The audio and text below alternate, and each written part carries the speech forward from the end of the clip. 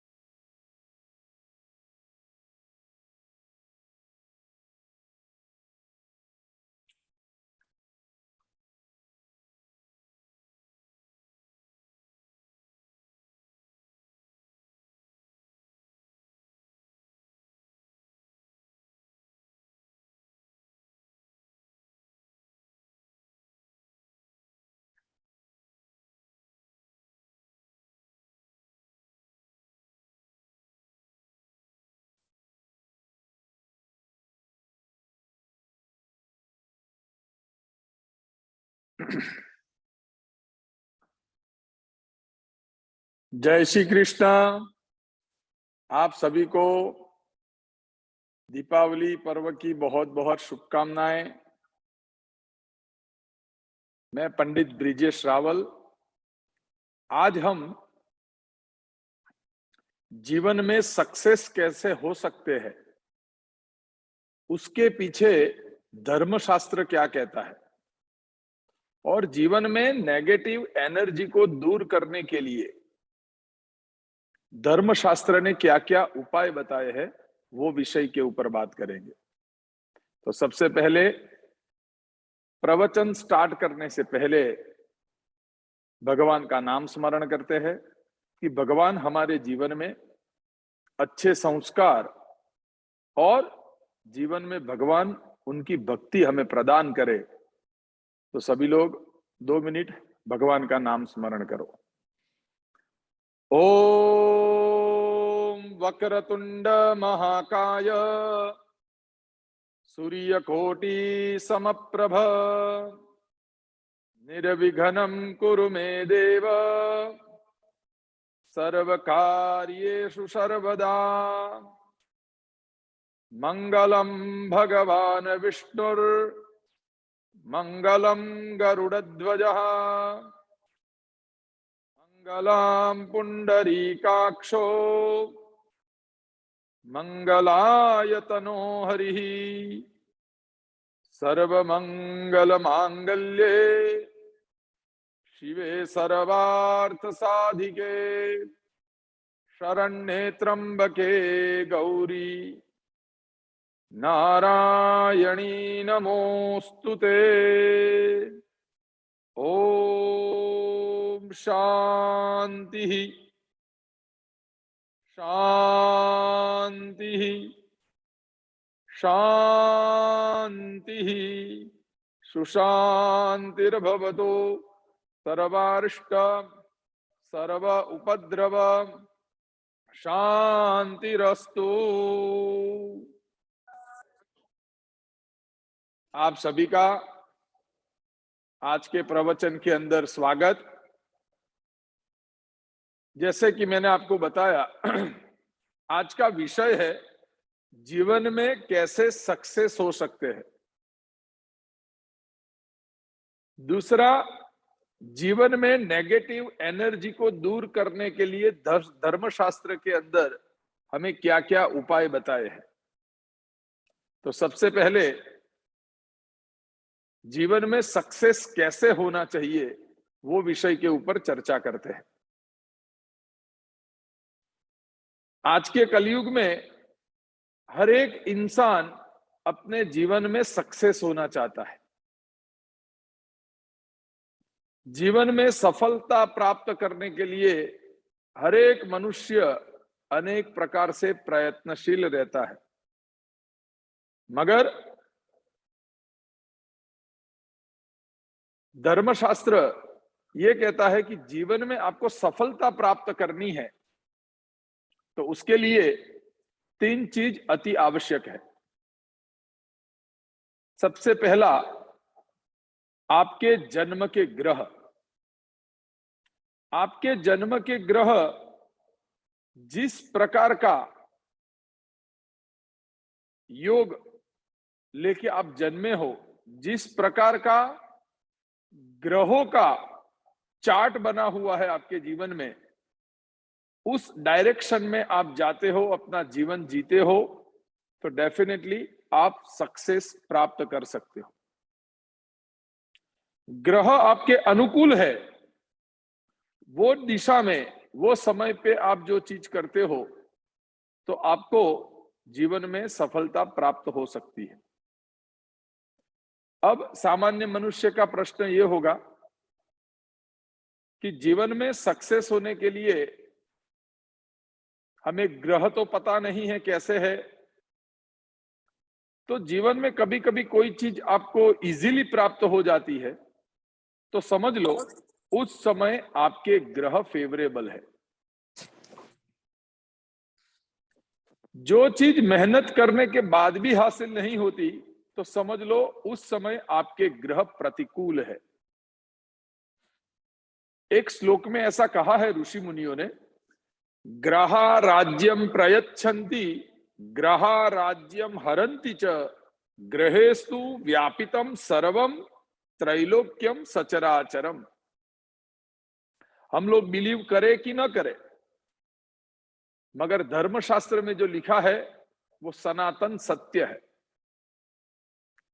जो ग्रह आपके ऊपर कृपा दृष्टि रखते हैं, तो उस समय वो समय आपका ऐसा होगा कि कम इन्वेस्टमेंट में, कम बुद्धि अप्लाई करने से और थोड़ा सा परिश्रम करने से आपको बहुत बड़ा अचीवमेंट प्राप्त होगा। तो उसका कारण ग्रह आपके सानुकूल है, ग्रह आपके फेवर में है, इसलिए आप जीवन में सक्सेस को प्राप्त कर सकते हो। तो जीवन में सक्सेस होने के लिए सबसे इंपॉर्टेंट बात यही है कि आपके जन्म के ग्रह आपको अनुकूल होने चाहिए। जिसके जन्म के ग्रह अच्छे हैं, जिस डायरेक्शन में आदमी को जाना चाहिए वो डायरेक्शन में आप जाओ तो डेफिनेटली आपको सक्सेस प्राप्त हो सकता है। मैं शॉर्ट में थोड़ा आपको ब्रीफ करूं कि ग्रह हमारे जीवन में क्या क्या इंपॉर्टेंस है और क्या क्या हमें फल दे सकते हैं। जिसका सूर्य पावरफुल है जन्म पत्री के अंदर, वो आदमी का सेल्फ कॉन्फिडेंस अच्छा रहेगा। जिसका चंद्र कुंडली के अंदर पावरफुल है, वो आदमी का डिसीजन पावर प्रॉपर रहेगा। जो आदमी का मंगल यानी मार्स पावरफुल है, वो आदमी जीवन में रूल्स एंड रेगुलेशंस को फॉलो करने वाला होगा। जिसका मार्स यानी मर्क्यूरी पावरफुल है, वो आदमी की स्पीच अच्छी रहेगी।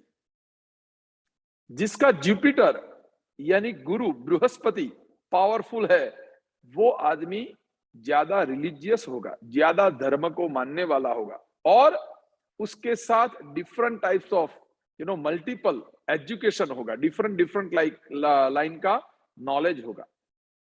जिसका विनस पावरफुल है, विनस मीन्स शुक्र, तो जिसका शुक्र पावरफुल है वो आदमी आध्यात्मिक लेवल में टॉप पे पहुंच सकता है। वो आदमी को लग्जूरियस लाइफ भी प्राप्त हो सकती है। वो आदमी मेडिकल लाइन में भी आगे बढ़ सकता है, क्योंकि शुक्र वो औषधि का कारत्व है। औषधि का देव शुक्र को माना गया है, शुक्राचार्य। जिसका शनि पावरफुल है, वो आदमी जिसका शनि पावरफुल है, वो आदमी कलयुग में 3 प्रकार के ब्लेसिंग प्राप्त कर सकता है: good health, good wealth and peaceful life. जिसका राहु पावरफुल है, वो आदमी कम समय में बॉटम में से टॉप पे जा सकता है। राहुर बाहुबलम करोतु विपुलम केतु कुलस्योन्नतिम। तो जिस आदमी का राहु पावरफुल है, वो आदमी बॉटम में से टॉप पे जा सकता है। और केतु कुलस्योन्नतिम, वंश की रक्षा के लिए और चिल्ड्रन रिलेटेड हैप्पीनेस प्राप्त करने के लिए केतु की कृपा होनी जरूरी है। तो इस विषय के ऊपर कभी समय मिला तो 9 ग्रह के ऊपर ही मैं 1 या 2 लेक्चर करूंगा, जिससे आपको पता चले कि हमारे जीवन में ग्रहों का इंपॉर्टेंस क्या है। हमारे जीवन में हर एक दिन अच्छे नहीं जाते, हर एक दिन खुश नहीं जाते, हर एक दिन दुखी वाले नहीं जाते, कभी कभी मायूसी लगती है। तो ये सारी चीजों का प्रभाव है हमारे जन्म के ग्रह। तो सक्सेस प्राप्त करने के लिए आपके जन्म के ग्रह जितने पावरफुल है, उतना आप जल्दी सक्सेस को प्राप्त कर सकते हो।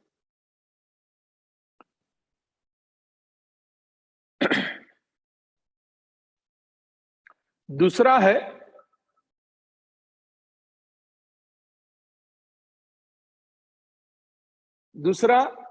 सक्सेस को प्राप्त करने के लिए आदमी के जीवन में वो जहां रहता है या जहां काम करता है, वो वास्तु वो सबसे बड़ा इंपॉर्टेंट रोल अदा करता है। आप जिस घर में रहते हो, कई सालों से रहते हो, तो वास्तु डेफिनेटली आपके जीवन के ऊपर असर देता ही है। पहली बात यह भी है कि वास्तु यानी क्या, तो वो बहुत बड़ा लंबा विषय है, मगर वास्तु यानी 5 एलिमेंट्स का balance, that is called vastu. आपके घर के अंदर 5 एलिमेंट्स का बैलेंस अच्छी तरह से हो तो आपके जीवन में सुख और शांति की प्राप्ति हो सकती है। जितने ग्रह हमारे जीवन में इंपॉर्टेंट से, वैसे ही हमारे घर का वास्तु जीवन में बहुत इंपॉर्टेंट है। तो सक्सेस होने के लिए ग्रहों की कृपा, ग्रह फेवरेबल होना जरूरी है, वैसे ही आपके घर का वास्तु ठीक हो तो आप जीवन में सक्सेस को प्राप्त कर सकते हो। अब वास्तु कैसे ठीक हो, कैसे पता चले? तो जो भी यंग जनरेशन के लोग हैं, वो जिस जगह पे रहते हैं, तो ज्यादातर उनके घर का मेन एंट्रेंस नॉर्थ साइड का हो, तो वो यंग जनरेशन के प्रोग्रेस के लिए बहुत ही अच्छी बात रहेगी। जिस घर के अंदर ज्यादा बुजुर्ग यानी ओल्ड एज के लोग रहते हैं, उनके लिए घर का मेन एंट्रेंस ईस्ट साइड हो तो उनके हेल्थ के रिलेटेड अच्छा है। यानी वास्तुशास्त्र में 2 मत है, east for health and north for wealth. जिस घर के अंदर आप रहते हो, वहां वास्तु के मुताबिक तो बहुत अलग अलग चीजें अलग अलग डायरेक्शन में होनी चाहिए और उसका इफेक्ट आता है। मगर एक चीज मैं आपको बताऊं, जो अभी वास्तु के रिलेटेड का विषय हम चर्चा नहीं कर रहे हैं, जस्ट वास्तु सक्सेस के लिए कितना इंपॉर्टेंट है वो टॉपिक के ऊपर हम चर्चा करेंगे। तो आप जिस घर में रहते हो, तो एक चीज सक्सेस के लिए अवश्य ध्यान रखना, आपके प्रोग्रेस के लिए और आपके बच्चों के एजुकेशन के लिए, वो है नॉर्थ ईस्ट कॉर्नर यानी ईशान कोण। नॉर्थ ईस्ट कॉर्नर, वहां कभी भी रेस्ट रूम नहीं होना चाहिए, बाथरूम टॉयलेट वो वहां नहीं होना चाहिए, क्योंकि वास्तुशास्त्र के अंदर उसकी कोई रेमेडी नहीं बताई है। तो जो आदमी का जीवन में सक्सेस नहीं हो सकता, वो प्रोग्रेस नहीं कर सकता है, बहुत मेहनत करता है, मगर तो भी जहां है वहां ही उसका जीवन निर्वाह कई सालों से चलता है, तो वास्तु के मुताबिक उसका एक कारण ये भी हो सकता है कि उसके घर के अंदर नॉर्थ ईस्ट कॉर्नर में लेटरिन टॉयलेट हो। अब मानो कि है, तो उसका उपाय क्या? तो उसका शास्त्र में कोई उपाय नहीं है, मगर एक चीज आप कर सकते हो कि जिस घर के अंदर आप रहते हो, वहां नॉर्थ ईस्ट कॉर्नर के अंदर लेटरिन टॉयलेट है, तो वो यूज करना बंद कर दो। ये सबसे बड़ा उसका विकल्प है, उसका सब दूसरा कोई ऑल्टरनेट नहीं है। वो है तो उसको यूज करना बंद कर दो, जिससे उसकी नेगेटिव इफेक्ट आपके जीवन में कम आएगी। अब प्रश्न यह है कि ईशान कोण में लेटरिन टॉयलेट क्यों नहीं होना चाहिए? तो वेदों में एक मंत्र है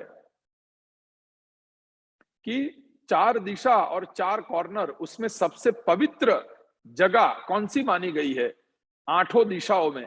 तो वो है ईशान कोण यानी नॉर्थ ईस्ट कॉर्नर।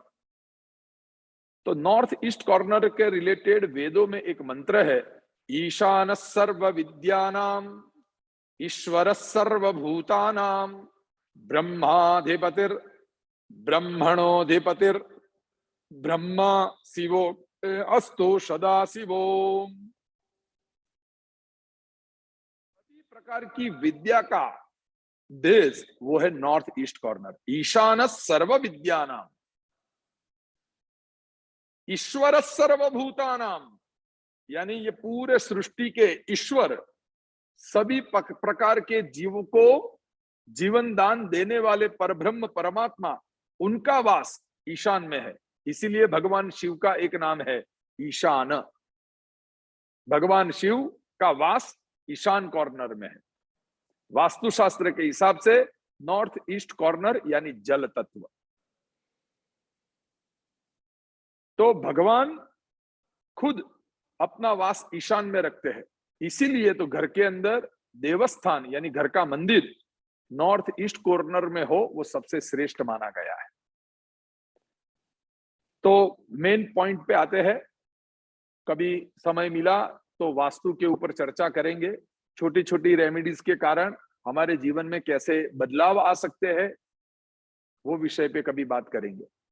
तो वास्तु में सक्सेस के लिए वास्तु बहुत इंपॉर्टेंट, तो यानी नॉर्थ ईस्ट कॉर्नर में कदापि लेटरिन टॉयलेट हो ऐसा घर उपयोग मत करो। दूसरी बात, साउथ वेस्ट कॉर्नर में आपके घर का एंट्रेंस हो, राइट, ऐसा घर वो कभी भी उपयोग में मत लो। वो गेट की जगह पे अन्य कोई जगह पे डोर हो सकता है तो वो करो, अथवा गराज से आने जाने का काम करो, यानी घर से बाहर निकलो तो गराज का यूज करो और घर के अंदर आओ तो भी गराज का यूज करो। मगर मेन एंट्रेंस आपका साउथ वेस्ट कॉर्नर में है तो वो आपके सक्सेस के लिए सबसे बड़ी रुकावट बन सकता है। तो दो चीज वास्तु के हिसाब से हमें देखनी चाहिए, एक नॉर्थ ईस्ट कॉर्नर में लेटरिन टॉयलेट ना हो और साउथ वेस्ट कॉर्नर में मेन घर का एंट्रेंस ना हो। वो आपके प्रोग्रेस यानी लाइफ में सक्सेस करने के लिए बाधाएं उत्पन्न कर सकता है। उसका अर्थ ये भी है कि आज आपने घर लिया और 1 महीने के बाद आपको प्रोग्रेस हुआ या कुछ लॉस हुआ तो उसका वास्तु के साथ कोई कनेक्शन नहीं। जिस घर के अंदर आप मिनिमम 3 साल से रहते हो, मिनिमम 3 साल से आप रहते हो, तो वो घर का नेगेटिव और पॉजिटिव वास्तु आपको इफेक्ट करेगा। मगर आज आप रहने लगे और 2 महीने के बाद प्रोग्रेस हुआ तो नहीं ये घर हमें सूट हुआ, तो वो वास्तु के कारण नहीं हुआ। वास्तु की इफेक्ट आफ्टर 3 इयर्स इफेक्ट करती है। तो जीवन में सक्सेस होने के लिए जरूरी है, एक आपके ग्रह अनुकूल हो और दूसरा आपका वास्तु। तीसरी बात है वो है हार्ड वर्क। लोग ऐसा मानते हैं कि हम लोग अच्छा घर है वास्तु के मुताबिक और ग्रह भी पंडित जी ने बताए बहुत अच्छे हैं, तो हमें बैठे बैठे ही लक्ष्मी प्राप्त होगी। वो कदापि संभव नहीं है। कर्मण्येवाधिकारस्ते मां फलेषु कदाचन। कर्म करो तो फल मिलेगा, मगर कर्म का संबंध आपके वास्तु के साथ भी है, कर्म का संबंध आपके ग्रहों के साथ भी है। कौन से समय पे क्या काम करना और कौन से समय पे रुक जाना, थोड़ी धीरज धरना, वो आपके ग्रह और वास्तु के मुताबिक आप करोगे तो जीवन में आपको सफलता मिलेगी। सिंपल एग्जांपल में दूं, कर्म की डेफिनेशन। जैसे लोग स्टॉक मार्केट के अंदर इन्वेस्टमेंट करते हैं, तो सभी लोग रुपए कमाने के लिए यानी मनी कमाने के लिए ही स्टॉक मार्केट के अंदर इन्वेस्टमेंट करते हैं। मगर वो लोग ऐसा सोचेंगे कि हमने तो कर्म किया मगर हमारे तो यानी हमारे तो मनी डूब गए। तो कहने का अर्थ यह है, कर्म ऐसा करो कि जो सही हो। यानी स्टॉक मार्केट के अंदर जो इन्वेस्टमेंट करने वाला इंसान है, तो कौन से समय पे एंट्री लेनी स्टॉक मार्केट में और कौन से समय पे एग्जिट लेनी, वो आदमी को पता हो प्रॉपर तरीके से और वही समय पे वो कर्म को अप्लाई करे, एंट्री एंड एग्जिट, तो जीवन में सफलता प्राप्त हो सकती है, सक्सेस मिल सकता है, बेनिफिट मिल सकता है। तो कर्म हम जो करते हैं, सभी आदमी मेहनत करते हैं, मेहनत और मजदूरी वो दोनों में काफी फर्क है। Hard work and labour work वो दोनों अलग अलग चीजें हैं। बुद्धि के साथ आप हार्ड वर्क करो उसको कहा जाता है मेहनत, और विदाउट बुद्धि सिर्फ लेबर करो, किसी ने गाइड किया और उसको फॉलो करते रहो, राइट, उसको कहा जाएगा लेबर वर्क। तो कर्म का सिद्धांत ये कहता है कि कर्म करो, मगर क्या वो सही कर्म है, क्या वो सही समय है, कौन से समय पे क्या काम करना है, वो जानने की क्षमता आप में है तो आप कर्म के द्वारा सक्सेस को प्राप्त कर सकते हो। तो जीवन में सक्सेस को प्राप्त करने के लिए धर्मशास्त्र में 3 रास्ते बताए हैं। 3 रास्तों के साथ आप चलोगे, तीनों रास्तों के ऊपर तो ही सक्सेस को प्राप्त कर सकोगे। एक, आपके जन्म के ग्रह अनुकूल होने चाहिए। दूसरा, आप जहां रहते हो वहां का वास्तु आपको सूट होना चाहिए। इवन आपका खुद का बिजनेस है, जॉब करते हो वो अन्य बात है, क्योंकि वो आपकी प्रीमाइसिस नहीं, आपकी प्रॉपर्टी नहीं है। मगर आपका खुद का बिजनेस है तो वहां भी ये चीज याद रखो कि ऑलवेज नॉर्थ ईस्ट कॉर्नर को शुद्ध रखो। नॉर्थ ईस्ट कॉर्नर में बिजनेस का मेन ऑफिस यानी आपका खुद का ऑफिस नॉर्थ ईस्ट कॉर्नर में रखो। अन्य कोई चीज नहीं रख सकते तो नॉर्थ ईस्ट कॉर्नर को स्वच्छ रखो। पॉसिबल हो तो नॉर्थ ईस्ट कॉर्नर का कोई यूज करना है तो वहां पानी की व्यवस्था कर दो, क्योंकि जल तत्व का स्थान नॉर्थ ईस्ट है। लोग, आपके ऑफिस के स्टाफ के मेंबर वहां से पानी पिए तो वहां जल की व्यवस्था करो। वो भी नहीं कर सकते तो छोटा सा फाउंटेन लगाओ कि जहां पानी सर्कुलेट होता हो, शुद्ध पानी, ऐसा रखो। तो आपके सक्सेस के अंदर वास्तु डेफिनेटली इफेक्ट करेगा। नंबर 3, प्रॉपर समय पे प्रॉपर कर्म करो तो आपको जीवन में सक्सेस प्राप्त होगा। तो सक्सेस को प्राप्त करने के लिए ये 3 रास्ते मैंने आपको बताए। अब बात करते हैं दूसरे टॉपिक के ऊपर कि हमारे जीवन में से नेगेटिव एनर्जी को कैसे दूर किया जाए। आजकल मनुष्य के जीवन में नेगेटिव एनर्जी शरीर में आती भी है और चली भी जाती है, वो आदमी को पता नहीं होता। तो पहली बात, नेगेटिव इफेक्ट यानी नेगेटिव एनर्जी स्टार्ट कहां से हो सकती है, तो वो भी कहा है धर्मशास्त्र में कि किसी की दृष्टया प्रदृष्टया खलु दृष्टि दोषान, किसी की दृष्टि ऐसी हो, कोई आदमी की नेगेटिव ओरा, नेगेटिव एनर्जी, उसके संपर्क में आप ज्यादा जाते हो तो आपके विचार भी चेंज हो सकते हैं। आपको पता नहीं चलेगा कब आपके जीवन के अंदर, आपके बॉडी के अंदर नेगेटिव एनर्जी आ गई, आपका स्वभाव परिवर्तन हो गया। आपके आसपास के लोगों को, जो आपके घर के हैं, आपके अपने हैं, उनको पता चलेगा कि आजकल इनका नेचर, इनका बिहेवियर, इनकी थिंकिंग काफी डिफरेंस है। तो नेगेटिव एनर्जी के संपर्क में आने से भी हमारे विचार, हमारा वर्तन, ये सारी चीजें चेंज हो सकती है। तो सबसे पहली बात, नेगेटिव एनर्जी किसको ज्यादा स्पर्श करती है, तो वो 3 चीज खास करके शास्त्रकारों ने बताई है। रथास्यारोहणम, रथ यानी आप कोई अच्छी गाड़ी या अच्छा व्हीकल लाते हो तो उसमें नेगेटिव एनर्जी लोगों की लग सकती है।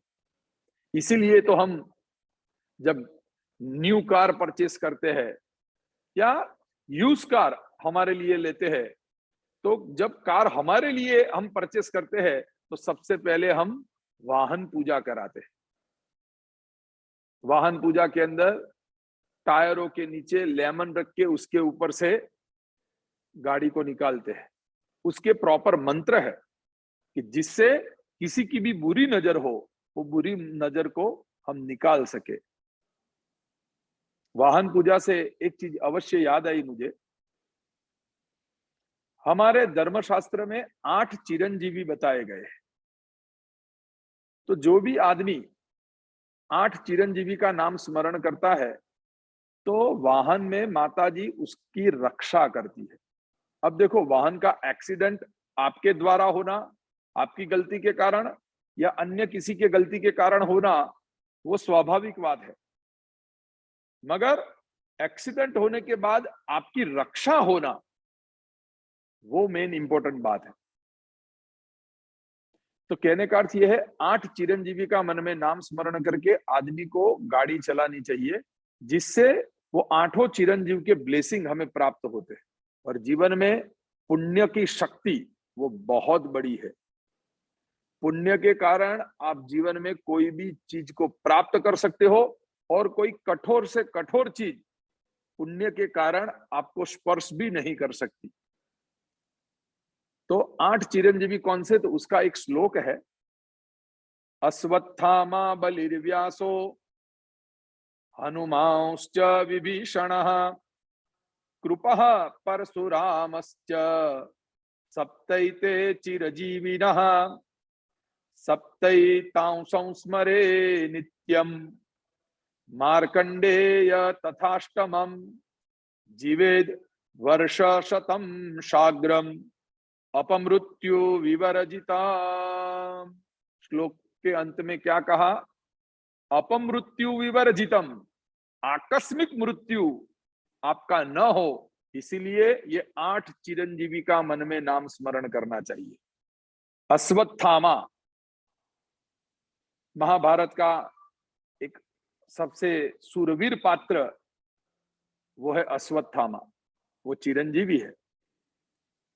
अश्वत्थामा बलिर्व्यासो, बलि राजा जो पाताल लोक में है वो भी चिरंजीवी है। व्यास मुनि वो भी चिरंजीवी है। हनुमान जी वो भी कलयुग में चिरंजीवी है।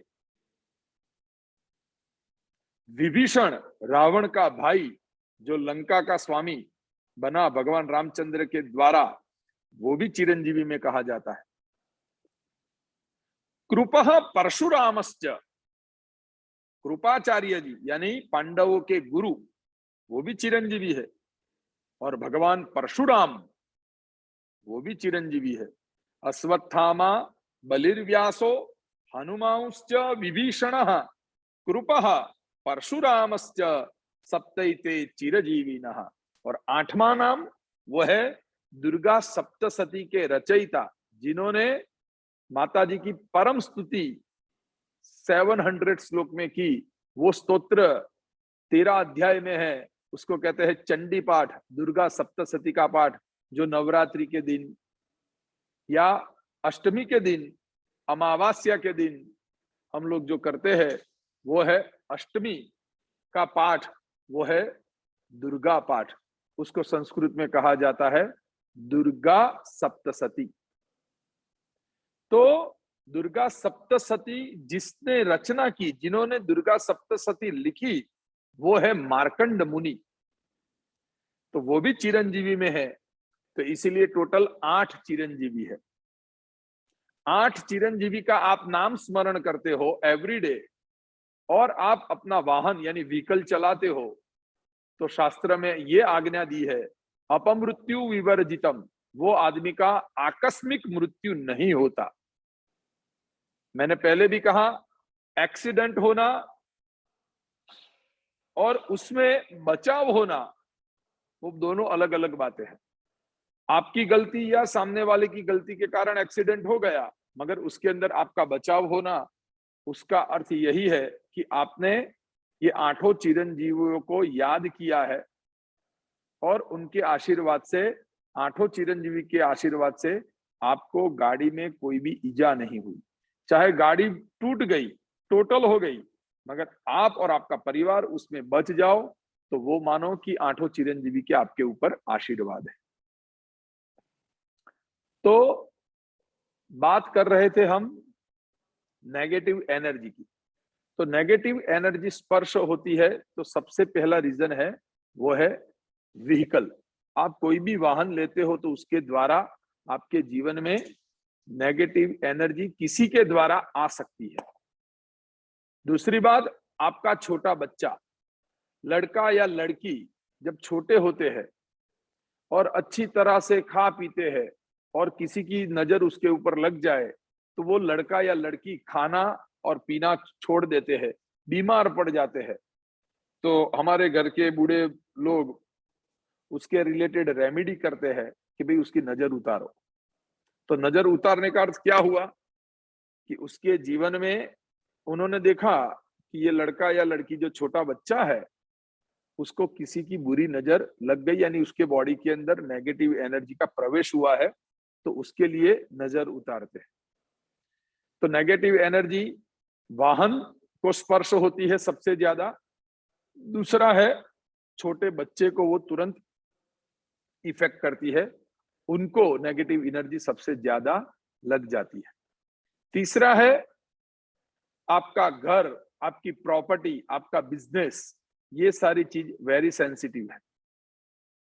कोई आदमी देखे और वहां नेगेटिव एनर्जी छोड़े कि इसका कितना अच्छा घर है, इसका कितना अच्छा बिजनेस है, तो समझ लो कि उसकी नेगेटिव एनर्जी वहां गई। कोई अच्छे रूप में भी देख सकता है, कोई पॉजिटिव एनर्जी भी दे सकता है, मगर कई लोग कलयुग में ऐसे होते हैं कि किसी का प्रोग्रेस देख नहीं पाते, तो उसके कारण सामने वाले के जीवन में नेगेटिव इफेक्ट आ सकती है। तो इसीलिए नया घर हम लेते हैं तो गृह प्रवेश के समय हम भगवान की पूजा करते हैं, कोकोनेट को ब्रेक करते हैं, दृष्टि दोष का निवारण करते हैं। तो इसीलिए गृह प्रवेश यानी नया घर के अंदर प्रवेश करो तो पहले भगवान की हम पूजा हवन हम करते हैं। नई कार लेते हैं तब भी हम भगवान की पूजा करते हैं। छोटे बच्चे का जन्म होता है तो जैसे ही फर्स्ट टाइम बच्चे को घर से बाहर लेके निकलते हैं तो उसको कहते हैं एक संस्कार है, समावर्तन संस्कार, यानी घर से पहले आप भगवान सूर्य के दर्शन कराओ और मंदिर में लेके उसको मत्था टिकाओ, मंदिर में भगवान के दर्शन कराओ। तो हर एक चीज में हमारे ऋषि मुनियों ने ये सिस्टम रखी थी कि आदमी को बुरी एनर्जी से कैसे प्रोटेक्ट किया जाए।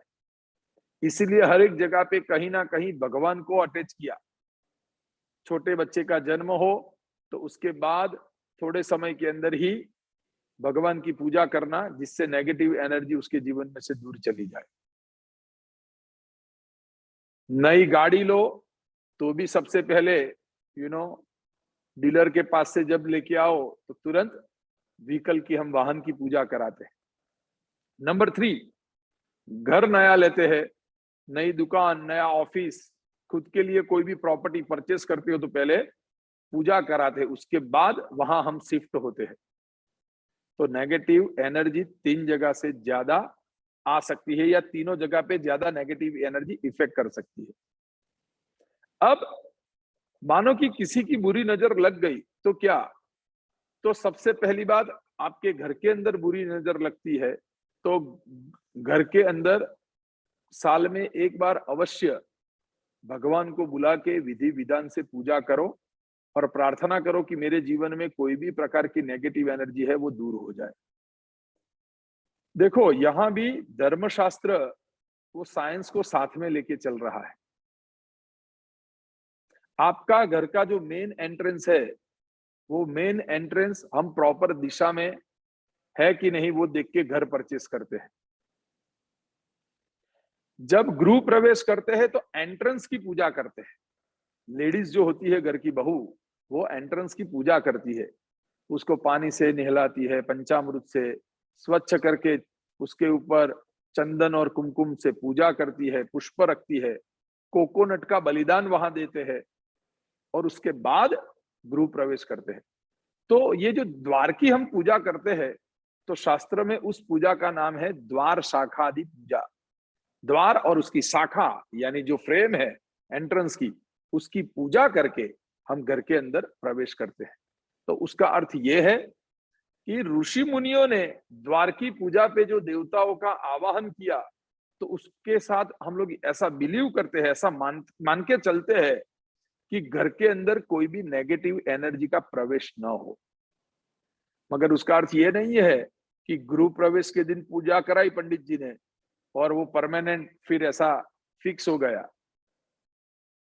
कहने का अर्थ यह है, घर के अंदर जो नेगेटिव इफेक्ट आती है, घर के अंदर जो नेगेटिव एनर्जी आती है वो कहां से आती है? एंट्रेंस से। तो इसीलिए हमारे सनातन हिंदू धर्म के अंदर ये परंपरा है और हमारे ऋषि मुनियों ने तो हमें ये आज्ञा दी है कि एवरीडे आप घर के एंट्रेंस की पूजा करो। अब कलयुग ऐसा है, लोगों की फास्ट लाइफ हो गई है, एवरीडे घर के मंदिर की पूजा नहीं कर सकते तो एंट्रेंस की कहां पूजा करेंगे? तो उसका उपाय ये भी बताया है कि साल के 5 दिन अवश्य एंट्रेंस की पूजा करो। कौन से 5 दिन? धनतेरस, काली चौदस, दीपावली, न्यू ईयर यानी दीपावली का नेक्स्ट डे और भाई दूज।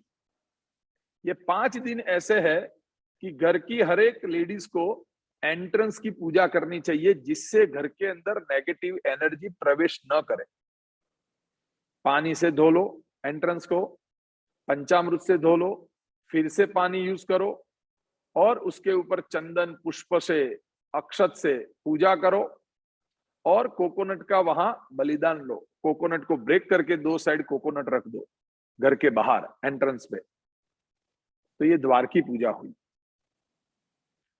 तो जिस घर के अंदर द्वार की पूजा होती है, उस घर के अंदर नेगेटिव एनर्जी का प्रवेश बहुत कम होता है। घर के सभी सदस्यों की हेल्थ अच्छी रहती है।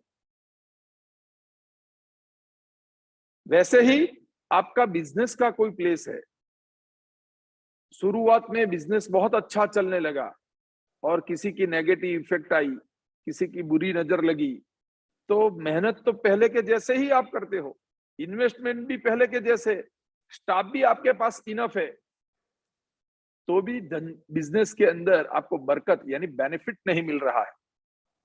तो शास्त्रकारों ने कहा है, नेगेटिव एनर्जी को ऑब्जर्व कौन से द्रव्य करते हैं?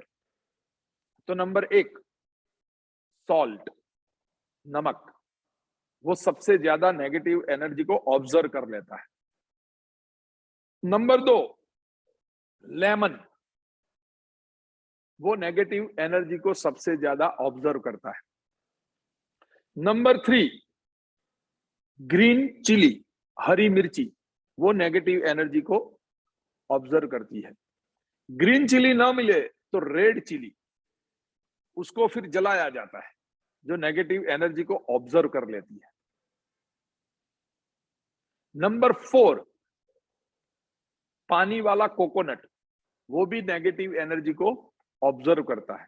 अब आप देखो, कहीं ना कहीं ये सारे जो द्रव्य है वो हमारे जीवन में कहीं ना कहीं हम उपयोग में लेते हैं। सबसे पहले सॉल्ट, तो जब दुल्हन तैयार होती है तो माँ हाथ में सॉल्ट लेके शादी के दिन उसकी नजर ऐसे 3 बार उतारती है और वो सॉल्ट को घर के बाहर छोड़ देती है, क्योंकि सारी नेगेटिव, किसी की भी बुरी नजर वो सॉल्ट ऑब्जर्व कर लेता है।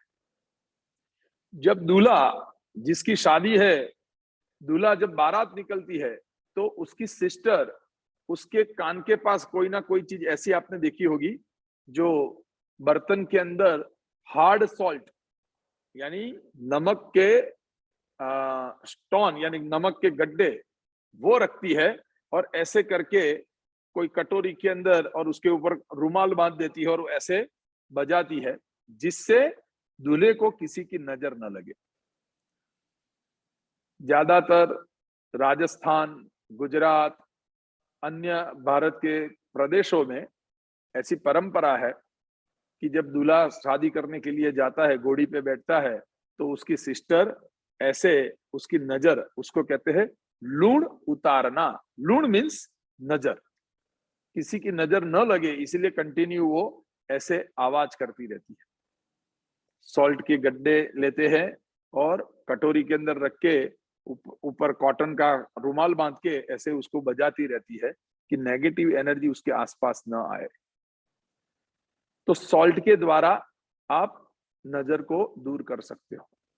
दूसरा, जिसको भी ऐसा लगे कि मैं मेहनत बहुत कर रहा हूं, मेरे परिवार के सारे सदस्य भी मेहनत कर रहे हैं, मगर हमारा जीवन में प्रोग्रेस नहीं होता, हमें जीवन में जो चीज चाहिए हार्ड वर्क करने के बाद भी हमें कुछ हासिल नहीं होता, तो उसकी एक दूसरी रेमेडी ये भी है, आपके बाथरूम के अंदर एक डिब्बे में सॉल्ट भर के रखो और जब भी सुबह आप शावर लेते हो तो थोड़ा सा सॉल्ट लेके माथे पे डाल दो, चपटी भर, और फिर आप शावर लो, तो जो भी नेगेटिव एनर्जी उस दिन की है वो डेफिनेटली दूर हो जाएगी।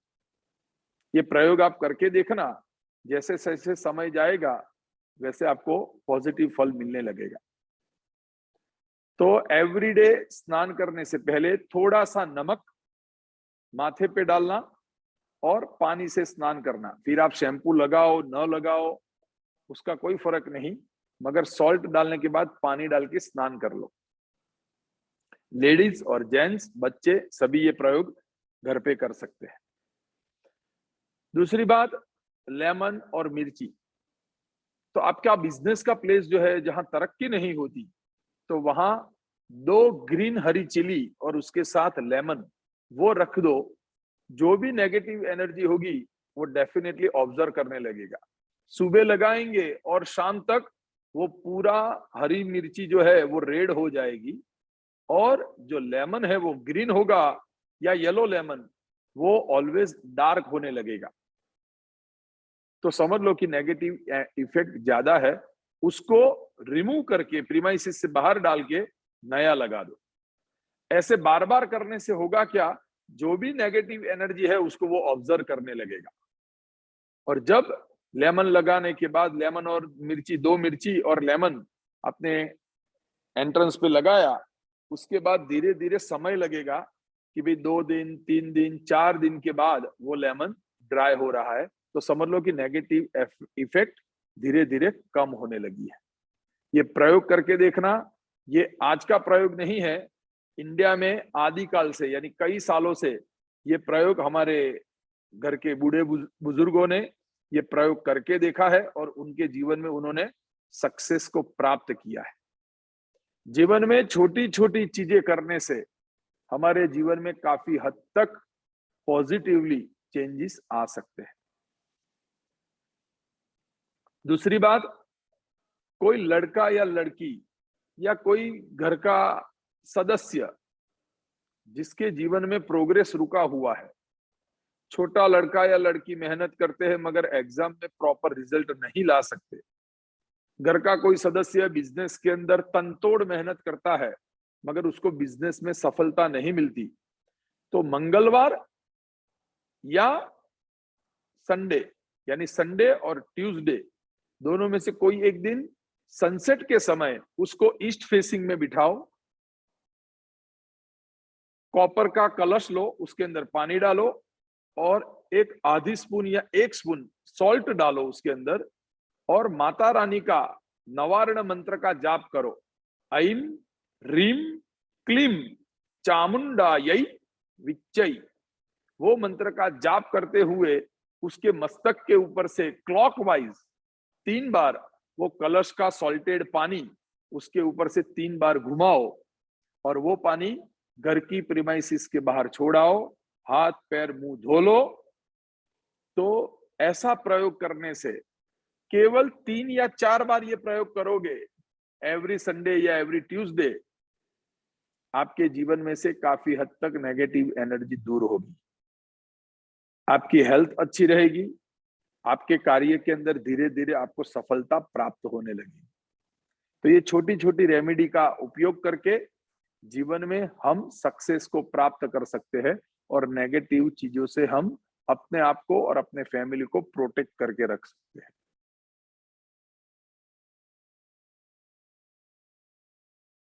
तो कहने का अर्थ यह है, अभी एक लोग का मेरे पे मैसेज कुछ आया, मैं पढ़ नहीं पाया, मगर जिसको भी आपको कोई मेरे रिलेटेड और क्वेश्चन पूछने हैं या आपको ज्यादा समझ में नहीं आई ऐसी बात, तो आप सभी के पास मेरा नंबर होगा। जिसके पास नंबर नहीं है तो मेरा नंबर नोट कर दीजिए। आप मुझे व्हाट्सएप या टेक्स्ट के जरिए आप मुझे मैसेज कीजिए। कोई मंत्र आपको सुनना है तो मैं ऑडियो रिकॉर्डिंग आपको भेज सकता हूं, या कोई भी क्वेरी हो तो एनी टाइम आप मुझे फोन कीजिएगा या मुझे टेक्स्ट मैसेज कीजिएगा या व्हाट्सएप। मेरा नंबर है 702-480-3892। अगेन मैं रिपीट करता हूं, 702-480-3892। तो मेरा कहने का अर्थ यह है कि जीवन में छोटी छोटी चीजें करने से हम नेगेटिव एनर्जी, नेगेटिव इफेक्ट को दूर करके हम जीवन में सक्सेस को प्राप्त कर सकते हैं। Is it okay to ask question over here? जिसको भी कोई क्वेश्चन पूछना है तो अभी आई थिंक एक डिवोटी मुझे कुछ पूछ रहे हैं, मगर अभी सबके सामने मैं आंसर नहीं दे सकता क्योंकि हर एक के फिर अलग अलग क्वेश्चन होंगे। तो एनी टाइम आप मुझे फोन कीजिएगा, आपके पास मेरा नंबर है ही, तो ये प्रवचन होने के बाद आप मुझे फोन कर सकते हो, तो मैं आपको आंसर दे सकता हूं। तो कहने का अर्थ यही है कि जीवन में नेगेटिव एनर्जी को दूर करके अच्छी हेल्थ और जीवन में अच्छा प्रोग्रेस प्राप्त करने के लिए छोटी छोटी रेमेडी यूज करेंगे तो हमारे जीवन में हमारा प्रोग्रेस हो सकता है। तो जीवन में, अपने बिजनेस में या अपने घर के कोई सदस्य के ऊपर ऐसी कोई बुरी नजर हो तो उसका मैंने आपको उपाय बताया। दूसरी बात, हम लोग कोकोनट, जो मैंने आपको बताया कि ऐसी चीजें है, सॉल्ट, लेमन, मिर्ची एंड कोकोनट, जिसके द्वारा हम हमारे जीवन की नेगेटिव एनर्जी को दूर कर सकते हैं। ये सारी चीजें ऐसी है कि जो ज्यादातर नेगेटिव चीजों को ऑब्जर्व कर लेती है या नेगेटिव एनर्जी को पिकअप कर लेती है तुरंत। उसको पता चल जाता है कि यहाँ नेगेटिव एनर्जी है, तो उसको डेफिनेटली वो पिक कर लेती है। माता जी की हम नवरात्रि के अंदर पूजा करते हैं, तो माता जी की भी नजर उतारने का श्लोक है। उसमें जो भक्त होता है उसकी मीठी नजर माता जी को लगती है। वैसे हमारे रूटीन लाइफ में जब छोटा लड़का या लड़की हो, उसकी माँ उसको स्नान कराती है, अच्छे कपड़े पहनाती है, बाल उसके अच्छी तरह से कंगन से सेट करती है और उसको अच्छी तरह से तैयार करेगी। फिर माँ क्या करेगी, एक काजल का टीका उसको लगाएगी कि मेरा लड़का या मेरे लड़की को किसी की बुरी नजर न लगे। सबसे पहले बुरी नजर किसी की भी लग सकती है, मगर नजर के भी दो प्रकार है, एक मीठी नजर और एक बुरी नजर। तो मीठी नजर जो है वो माँ की अपने बच्चे को भी लग सकती है कि मेरा लड़का या मेरी लड़की कितने सुंदर दिखते हैं, तो वो मीठी नजर लगी। तो वो नजर को दूर करने के लिए काजल का टीका लगाते हैं। तो वैसे ही जगत गुरु शंकराचार्य ने माँ भगवती की पूजा के लिए राजोपचार पूजा लिखी। तो माता जी को अलग अलग प्रकार से स्नान इत्यादि करा के वस्त्र, अलंकार, रथ, काफी सारी चीजें मानसिक अर्पण करने के बाद अंत में एक श्लोक लिखा कि माता जी को भी भक्त की मीठी नजर लगती है कि मेरी माँ आज कितनी सुंदर दिखती है। मैंने माता जी को साड़ी अर्पण की, टीका किया, अलंकार अर्पित किए, माता जी बहुत सुंदर दिखती है।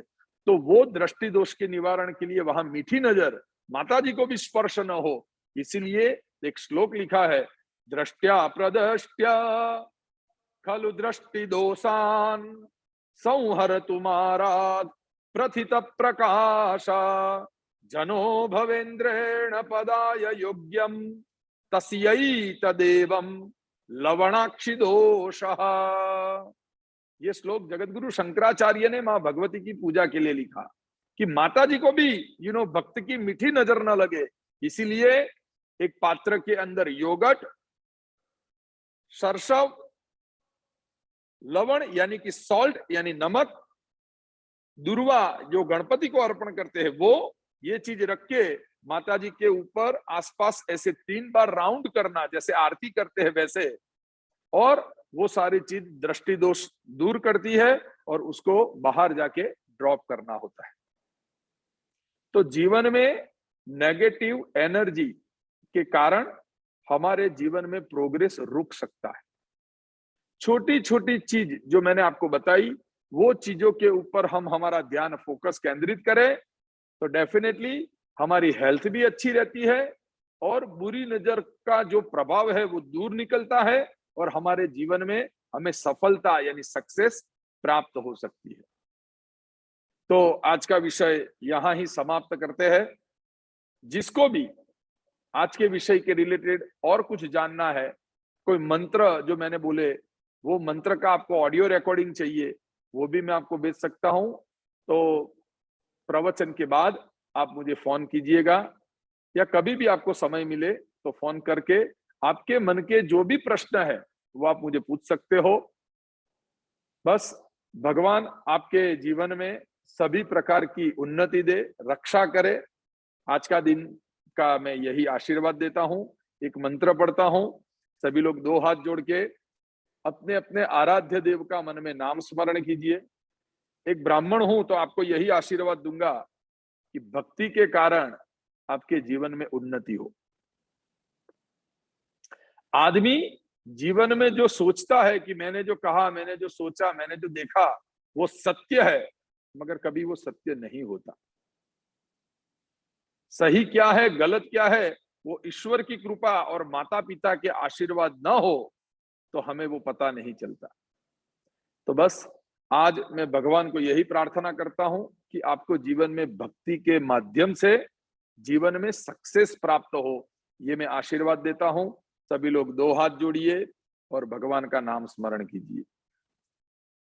स्वस्त्यस्तु ते कुशलमस्तु चिरायुरस्तु गोवाजिरस्तु धन धान्य समृद्धिरस्तु ऐश्वर्यमस्तु बलमस्तु रिपोक्षयोस्तु वंशे सदैव भवताम हरिभक्तिरस्तु।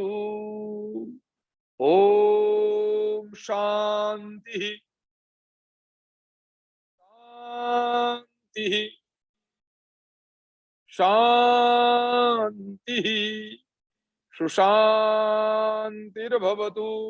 सर्वारिष्ट सर्व उपद्रव शांतिरस्तु। तथास्तु। नेक्स्ट वेडनेसडे को फिर से मिलेंगे। आपको एक ही विनती कि आपके परिवार के साथ, आपके सदस्यों के साथ ऐसे कोई भी प्रश्न हो तो एनी टाइम आप मुझे टेक्स्ट कीजिएगा, तो वो टॉपिक के ऊपर भी हम कभी डिस्कस करेंगे। आप सभी को भगवान सभी प्रकार का सुख प्रदान करे, यही मेरी शुभेच्छा। सभी को मेरा जय श्री कृष्ण। नेक्स्ट वेडनेसडे 6 बजे फिर से मिलेंगे। Thank you. नमस्ते। जय सिया राम। जय सिया राम। Very nice.